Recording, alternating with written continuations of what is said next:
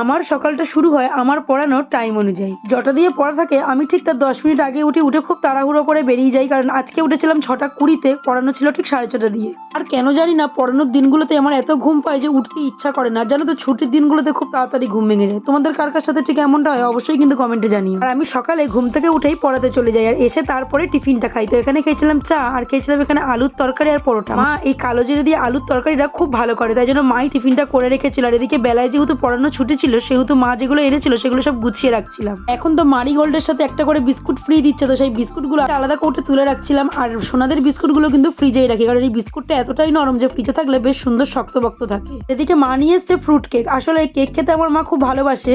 শুধু মা নয়, আমাদের বাড়ির সোনারাও কিন্তু এই কেকটা খেতে খুবই ভালোবাসে। তো তারপরে সোনাদের খাইয়ে আমরাও খেয়ে নিয়েছিলাম। খাওয়া দাওয়ার পরে স্নান সেরে পুজো সেরে চলে এসেছিলাম রান্নাঘরে। আর আমার ছুটি থাকলে রান্নাটা আমিই করে থাকি, আর যেহেতু আমার বেলায় ছুটি ছিল সেহেতু আমি রান্নাটা করছিলাম। আর বিকেলে যে বাচ্চাটাকে পড়াই তারা রোজ ইফতারের সময় যেহেতু ওদের বাড়িতেই থাকি সেহেতু আমাকে এখানে রোজ প্লেটে করে নানা রকমের ফল দিয়ে যায়। আর পড়ানোর শেষে আমি আর আমার স্টুডেন্ট দুজনে মিলে বসে বসে খাইতে। তো আজকের ভিডিওটা তোমাদের কেমন লাগলো অবশ্যই কমেন্টে জানিয়ে, যদি ভালো লেগে থাকে তাহলে প্লিজ একটু লাইক আর সাবস্ক্রাইব করে দিও। টাটা।